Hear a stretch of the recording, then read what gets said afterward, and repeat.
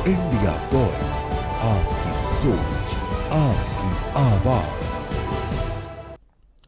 नमस्कार, आप देख रहे हैं इंडिया वॉइस। मैं हूं आपके साथ पुष्पेंद्र चौधरी। बुलेटिन की शुरुआत करेंगे बड़ी और अहम खबर के साथ। जयपुर में बीजेपी नेतृत्व वाली राजस्थान सरकार के 2 साल पूरे होने पर मुख्यमंत्री भजनलाल शर्मा ने अपने संदेश में कहा कि आज उन्हें विधायक दल का नेता चुने हुए 2 साल हो गए हैं और संयोग से यह नवाचार दिवस भी है। उन्होंने कहा कि मीडिया सहित हर क्षेत्र में लगातार नवाचार हो रहा है और हर व्यक्ति में नयापन लाने की क्षमता मौजूद है।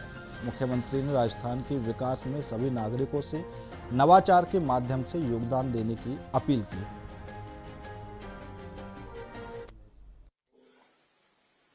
क्योंकि जैसा कि जोगाराम जी ने बताया, आज मुझे विधायक दल का नेता चुनने के 2 वर्ष पूरे हुए हैं और आज नवाचार दिवस भी है। इसलिए मीडिया में भी नए नवाचार होते रहते हैं और ये गुंजाइश सभी में है नवाचार करने की। राजस्थान को विकसित राजस्थान बनाने के लिए, उत्कृष्ट राजस्थान बनाने के लिए, सर्वश्रेष्ठ राजस्थान बनाने के लिए आप सभी को और आपके माध्यम से राजस्थान के सभी भाई बहनों से आग्रह करता हूं कि इस नवाचार में आप सभी का भी योगदान रहे। इसके लिए मैं नवाचार दिवस की बहुत बहुत शुभकामनाएं देना चाहता हूं। मित्रों, आज 2 वर्ष का रोड मैप, जैसा कि हमारे देश के यशस्वी प्रधानमंत्री नरेंद्र मोदी जी कहते हैं, क्योंकि जनता के आशीर्वाद से केंद्र में और राज्य में हमारी सरकार है। नैनीताल में मुख्यमंत्री पुष्कर सिंह धामी ने कहा कि उत्तराखंड में यूनिफॉर्म सिविल कोड लागू होने के बाद देश भर के राष्ट्रवादी नागरिकों ने राज्य सरकार के इस ऐतिहासिक फैसले की सराहना की है। उन्होंने आरोप लगाया कि कांग्रेस को यूसीसी लागू होने से आपत्ति है और उसे लगता है कि इससे किसी विशेष समुदाय के अधिकार प्रभावित होंगे। धामी ने कहा कि यूसीसी समाज में समानता और न्याय स्थापित करने की दिशा में महत्वपूर्ण कदम है और सरकार इसे पूरी दृढ़ता के साथ लागू कर चुकी है। उन्होंने इसे जनता की भावना के अनुरूप बताया। उत्तराखंड से निकली है। जब हम यूसीसी को जब हमने लागू किया तो पूरे देश के अंदर जो राष्ट्रवादी सोच के लोग थे, उन्होंने हमारी इस ऐतिहासिक निर्णय को खूब सराहने का काम किया, खूब हमारी पीठ थपथपाने का काम किया। लेकिन कांग्रेस को समान नागरिक संहिता उत्तराखंड में लागू होने से भी तकलीफ है। उन्हें लगता है कि इससे एक समुदाय विशेष के अधिकार छीने जा रहे हैं। परंतु आप बताइए, क्या हम अपने उत्तराखंड की माताओं को, बहनों को, महिलाओं को, उनके उत्पीड़न को बर्दाश्त कर सकते हैं? क्या किसी को धर्म के आधार पर कानून के साथ खिलवाड़ करने की खुली छूट दे सकते हैं? लेकिन कांग्रेस अपनी वोट बैंक की राजनीति के चक्कर में सच्चाई का सामना नहीं करना चाहती है। भाइयों बहनों, हमने उत्तराखंड में पनप रही विभाजनकारी मानसिकता पर अंकुश लगाने के लिए राज्य में एक नया कानून लागू करके अब मदरसा बोर्ड को समाप्त करने का निर्णय लिया है। अगले वर्ष से 1 जुलाई 2026 से राज्य के अंदर वो सारे मदरसे बंद हो जाएंगे जिसमें राज्य के शिक्षा बोर्ड के द्वारा निर्धारित पाठ्यक्रम नहीं पढ़ाया जाएगा। भाइयों बहनों, हम देवभूमि में जिहादी मानसिकता को पनपाने वाले अलगाववादी केंद्र नहीं बल्कि ज्ञान और संस्कार के मंदिर स्थापित करना चाहते हैं। जब हम अल्पसंख्यक स्कूलों में भी गुरुवाणी गूंजेगी, इसमें भी कांग्रेस के मित्रों को परेशानी हो रही है। हमने राज्य में बच्चों को गुमराह करने वाले 200 से 50 से भी अधिक मदरसों पर ताला लगाने का कार्य भी किया है। इसमें भी कांग्रेस को परेशानी है। जब हम सनातन धर्म को बदनाम करने का षड्यंत्र करने वालों के विरुद्ध सख्ती से कार्रवाई करते हैं तो कांग्रेस का पेट क्यों दुखता है? भाइयों बहनों, ये मेरा प्रश्न है कि जब भी हम जो है ऐसे छद्म वेशधारियों को ऑपरेशन कालनेमी चलाकर जेल की सलाखों के पीछे पहुंचाते हैं, धर्म की आड़ में जो बाधा बनते हैं, धार्मिक भावनाओं को आहत करने का काम करते हैं, भाइयों बहनों, आपको जानकर हैरानी होगी कि ऐसे भी कई घुसपैठिए हैं जो नाम और वेश बदलकर देवभूमि उत्तराखंड की पवित्रता और सनातन परंपराओं को कलंकित करने का काम कर रहे हैं। और अब जब ऑपरेशन कालनेमी के माध्यम से ऐसे पाखंडी और विधर्मियों को उनके खिलाफ कार्रवाई हो रही है तो इसमें भी कांग्रेस के लोगों को समस्या होती है। लेकिन मैं स्पष्ट कर देना चाहता हूं कि हम ऐसे घुसपैठियों को देवभूमि उत्तराखंड से निकालकर वहीं पहुंचा देंगे जहां से वो आए हैं। उत्तर प्रदेश के लखनऊ में आज बीजेपी अध्यक्ष को लेकर बड़ी बैठक है। इस बैठक में राष्ट्रीय संगठन महामंत्री बीएल संतोष, बीजेपी प्रदेश अध्यक्ष भूपेंद्र चौधरी, संगठन महामंत्री धर्मपाल और दोनों डिप्टी सीएम मौजूद रहेंगे। बैठक में यूपी बीजेपी अध्यक्ष को लेकर चर्चा हो सकती है। कल बीजेपी प्रदेश अध्यक्ष भूपेंद्र चौधरी ने पीएम से मुलाकात की थी। आपको बता दें कि 13 दिसंबर को अध्यक्ष पद का नामांकन और 14 दिसंबर को मतदान के साथ परिणाम की घोषणा हो जाएगी। अब देखना होगा कि किसके सर पर बीजेपी के उत्तर प्रदेश के अध्यक्ष का ताज सजेगा। तो लखनऊ में आज बीजेपी की अहम बैठक होनी है जिसमें भूपेंद्र चौधरी और दोनों डिप्टी सीएम शामिल होंगे। बीजेपी अध्यक्ष को लेकर चर्चा हो सकती है।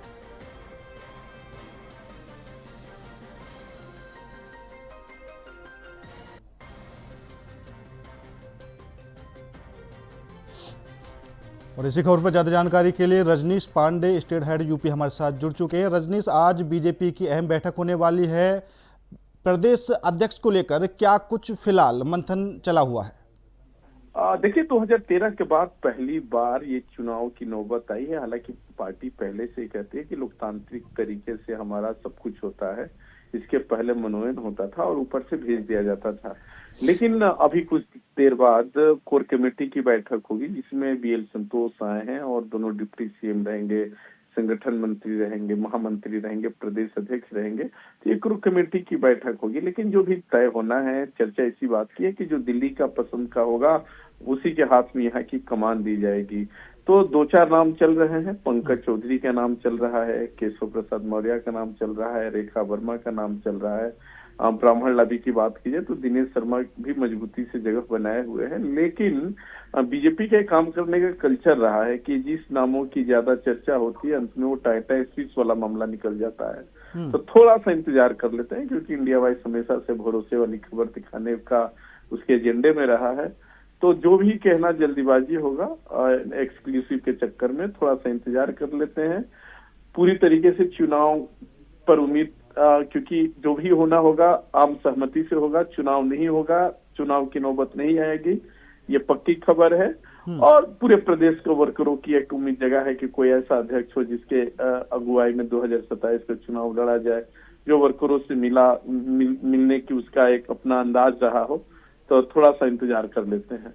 रजनीश, क्या समाजवादी पार्टी की तरह, समाजवादी पार्टी जो पीडीए को आगे लेकर हमेशा राजनीति करती है, क्या बीजेपी भी किसी समुदाय को साधने की कोशिश करेगी, किसी ऐसे इंसान को निकाल कर लाएगी जिससे उस समुदाय को साधा जा सके? जैसे पंकज चौधरी की बात चल रही थी, तो उसको लेकर भी क्या कुछ जानकारी है?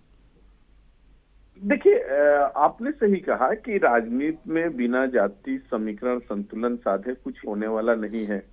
तो कोशिश यही है कि पीडीए के काट और पीडीए के वजह से 2024 के लोकसभा चुनाव में भारतीय जनता पार्टी को डेंट मिल चुका है। हालांकि भारतीय जनता पार्टी के नेताओं से जब आप बात करेंगे तो जरूर इस बात को डिनाई करते हैं कि ऐसा नहीं है। लेकिन कहीं ना कहीं भारतीय जनता पार्टी 2027 में समझ रही है कि अगर हम चुनाव लड़ने जाएंगे तो कि 2024 का भी लोग ये दर्द भूल नहीं पाए हैं, तो इनकी पूरी कोशिश होगी तो उसी चेहरे को आगे किया जाए जहां से एक अच्छा जात को प्रभावित किया जाए, एक अच्छा क्षेत्रीय संतुलन साधा जाए। और इसी के लिहाज से ये सारा जैसे कि आपने बताया भी कि उसी पे पूरा फोकस है। पंकज चौधरी का आपने नाम लिया, जिनका सबसे अधिक नाम चल रहा है, महाराजगंज से आते हैं, लगातार सांसद रहे हैं, फाइनेंस एमओ से राज्य मंत्री है, और कुछ दिन पहले इनके घर एक कार्यक्रम हुआ था जिसमें प्रधानमंत्री नरेंद्र मोदी शरीक हुए थे। तो समीकरण साधने वाली ही बात है। ठीक है रजनी, ज्यादा जानकारी देने के लिए आपका बहुत बहुत धन्यवाद।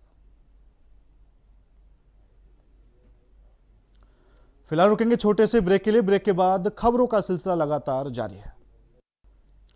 ब्रेक के बाद एक बार फिर आप सभी का स्वागत है। रुक करते हैं अगली खबर का। लखनऊ में लगातार बढ़ती ठंड से निपटने के लिए नगर निगम ने शहर के कई इलाकों में रैन बसेरे बनाए हैं, जिनमें लोगों को रोकने की व्यवस्था की गई है। लखनऊ के जिया मऊ में बने रैन बसेरे में ग्राउंड रियलिटी जानने के लिए इंडिया वॉइस की टीम पहुंची। देखिए। लगातार चलती पछई हवाओं ने लखनऊ की आबो हवा को भी सर्द कर दिया है। पारा रात में लुढ़क रहा है और दिन में भी ठिठुरन बरकरार है। ऐसे में लखनऊ नगर निगम ने तमाम जगहों पर रैन बसेरे बनाए हैं, जिनमें वो लोग रह सकें जो आर्थिक स्थिति से कमज़ोर हैं, रिक्शा चलाते हैं, भीख मांगते हैं या फिर कुछ अन्य काम करके अपना लालन पालन कर रहे हैं। इतने समय हम जिया मऊ में खड़े हैं और हमारे कैमरा सहयोगी अगर आपको दिखाएं तो ये रैन बसेरा है, प्राइमरी पाठशाला जिया मऊ नगर निगम लखनऊ। मेरे सहयोगी सौरभ दाईं ओर दिखाएं और यहाँ पे देखिए ये चारपाई लगाई गई हैं और आगे की तरफ जो रजाइयाँ हैं वो रखी हुई हैं, क्योंकि रात में जब पारा लुढ़कता है तब यही रजाइयाँ हैं जो साथ निभाती हैं। कब से रुके हैं यहाँ पे? हम आए हैं मतलब अक्टूबर से यहाँ पे रुके हुए हैं। अक्टूबर में ही आ गए थे? हाँ। अच्छा एक बात बताइए, कैसी व्यवस्था है? अब तो सर्दी और बढ़ गई है। अब तो बढ़िया व्यवस्था है यहाँ पे सर जी। यहाँ पे इसके अलावा कहीं मिलेगी नहीं, ऐसी व्यवस्था कहीं नहीं है। हाँ, यहाँ व्यवस्था बहुत सही है। सर जी खाना पीना सब फ्री है एकदम। खाना कैसा क्वालिटी का रहता है? एकदम A1 क्वालिटी का। अच्छा है, बिल्कुल अच्छा है। तो देखिए ये लोग यहाँ पर रह रहे हैं और ये देखिए इस तरह के दोनों तरफ बेड लगाए गए हैं। लोगों का कहना है कि यहाँ खाना अच्छा है। सहूलियत के लिहाजन यहाँ पर देखिए जो फ्रिज है वो भी यहाँ पर दी गई है। और आगे की तरफ देखिए हम चलते हैं, हमारे सहयोगी सौरभ जो है वो आपको लगातार तस्वीरें दिखा रहे हैं। ये स्टेयर्स मैम ऊपर ही बना हुआ है? हाँ, महिलाएं के लिए। अच्छा, महिलाओं के लिए ऊपर है। तो आइए अब इंडिया वॉइस का जो कैमरा है वो ऊपर की तरफ जा रहा है और जो सेकेंड फ्लोर है वहाँ जहाँ पर महिलाएं रह रही हैं, देखिए तस्वीरें अगर आपको दिखाएं, कैमरा सहयोगी सौरभ दाईं ओर दिखाएं। देखिए ये यहाँ पर एक और कमरा जिस तरह से नीचे बना हुआ था वैसे ही यहाँ पर बनाया गया है और साफ़ सफाई के देखिए जो इंतज़ाम है वो अच्छे नज़र आ रहे हैं। यहाँ पर अंदर आते ही देखिए उस तरह से कि दोनों तरफ से जो सेक्शंस हैं वो बनाए गए और यहाँ पे चारपाई लगी है। अम्मा कोई दिक्कत तो नहीं है? नहीं माँ भैया, नहीं माँ भैया। कब से रुकी हैं इधर? हमरे क्यों नहीं है बच्चा, वही सब पड़ी हम आगे पीछे क्यों नहीं है। हाँ। अच्छा एक बात बताइए अम्मा, यहाँ पर जो खाना पीना आपको मिल रहा है कैसा है, उसकी क्वालिटी कैसी है, गुणवत्ता कैसी है? बच्चा खाना बहुत बढ़िया बनाता है, दाल चावल सब्जी, शाम का सब्जी रोटी खाना। हाँ, खाना बहुत बढ़िया बनाता बेटा। खाए दुख नहीं है बच्चा, न पहना ओढ़े दुख, न सोडा साबुन का दुख, चतुक दुख नहीं है हमार पूत, चतुक दुख नहीं है। चाहे जितना खाओ चाहे जितना पहनो ओढ़ो। हाँ हाँ। तो ये देखिए ये आराम से यहाँ पे रह रही हैं, इनका कहना है चाहे जितना खाओ चाहे जितने कपड़े पहनो। हाँ हाँ बेटा, चाहे जिस खाओ, जो कोई रोक टोक नहीं करता? नहीं नहीं भैया, हे भगवान नहीं माँ बच्चा, कोनो रोक टोक नहीं है। और पूछा क्या और ले। हाँ, तो जो पेटों में जाए जो ये खाई। तो देखिए ये बुजुर्ग हैं जो यहाँ पर अपना जीवन काट रही हैं। यहाँ पर है देखिए एक और बुजुर्ग हैं, वो यहाँ पर आपको नज़र आएंगी। ये तमाम महिलाएं जिनका कोई नहीं है, कहीं ना कहीं नगर निगम उनके साथ खड़ा नज़र आ रहा है। अम्मा क्या नाम है? सम्मो। तो अम्मा कब से रुकी हैं इधर आप? कोई सुविधाओं में दिक्कत तो नहीं आ रही है? नहीं। देखिए ये बुढ़ापा है और बीमार भी हैं, लेकिन कहीं ना कहीं देखिए जो छत है ना, ये छत एक बड़ा सहारा बनती नजर आ रही है। आपसे जानकारी लेते हैं, कितने लोग हैं जो अभी आपके पास यहाँ रुके? टोटल 43 है।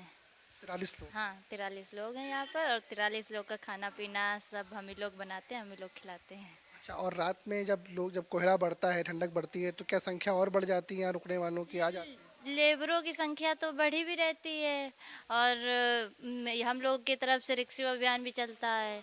उन लोग को लाने की व्यवस्था हम लोग ले आते हैं, अपना नहलाते धुलाते, अपने यहीं रोकना का सब व्यवस्था हम लोग कर देते हैं। देखिए, अब खाने का वक्त हो गया है, तो खाना जो है यहाँ बांटा जा रहा है। आगे की तरफ आ जाइए, और ये देखिए अब मील टाइम जो है वो शुरू हो गया है। तो सब्जी यहाँ पर जो दाल है, दाल बनाई गई है, और दाल और चावल जो है वो सर्व किया गया है। पालक दाल है, पालक दाल। कितना क्वांटिटी होगी इसकी? हाँ? ये कम से कम 25 लीटर। और ये सभी में भी बढ़ जाएगा, सब लोग खत्म हो जाएगा। हाँ। अच्छा, एक बात बताइए, अगर कोई दूसरी बार आ जाए कि हमें थोड़ा और दे दीजिए खाने? पूरे पेट भर खिलाते हैं। हमारे अरुण भैया कहना है पेट भर खिलाओ, जो जितना खाए उतना खिलाओ, किसी को मना मत करो।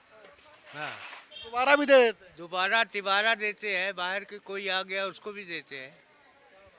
तो देखिए, ये व्यवस्थाएं जो हैं वो यहाँ की गई हैं, जिसमें खाना इस तरह से देखिए सर्व किया जाता है। प्लेट्स हैं, और उसमें बाकायदे लोग जो है वो देखिए वहाँ पर आप भोजन करते हुए नज़र भी आ रहे हैं आपको। लोग यहाँ पीछे की तरफ भी बैठे हैं।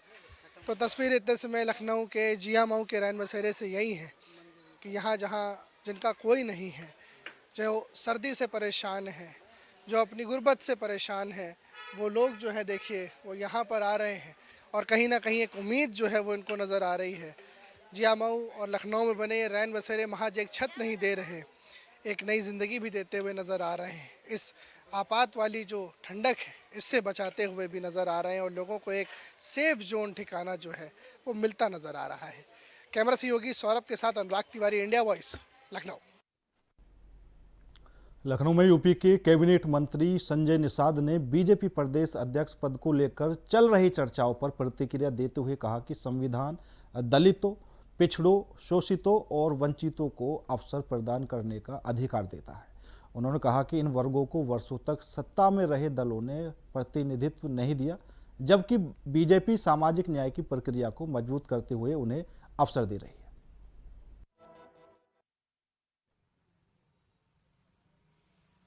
इस संविधान में मिला हुआ प्रदत्त अधिकार है कि दलित, पिछड़े, शोषित, वंचित को अवसर प्रदान किया जाए। संविधान एक सामाजिक न्याय की प्रक्रिया है। अब तक सदियों से सताए गए लोगों को 70 साल से सत्ता में रहने वाले लोग इनका वोट लेके इनको अवसर नहीं दिया, प्रतिनिधित्व नहीं दिया। प्रतिनिधित्व का मामला है। भारतीय जनता पार्टी को धन्यवाद दूंगा, सभी पार्टी को धन्यवाद दूंगा। कम से कम पिछड़ों के नाम पर सत्ता रही, लेकिन पिछड़ा वर्ग आयोग नहीं बनाया। दलितों के नाम सत्ता रही, लेकिन दलितों में लेदर मैन का काम हो गया, मिल्क मैन का काम हो गया। मिल्क मैन हो गया, लेदर मैन हो गया, अदर मैन कहाँ गया? अदर मैन के लिए भी करते। आज भारतीय जनता पार्टी कम से कम पिछड़ों को अवसर देने जा रही है, मैं बधाई दूंगा। और उसमें निषाद का नाम आ रहा है, और गौरव की बात है।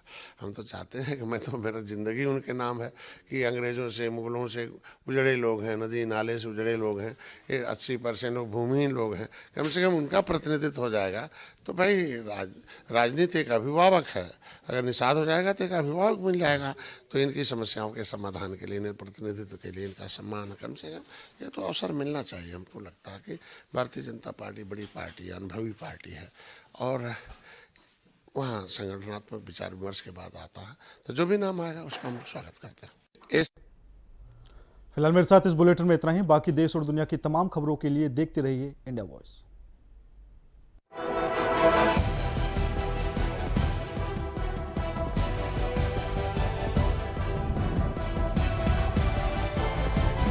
इंडिया वॉइस, आपकी सोच, आपकी आवाज।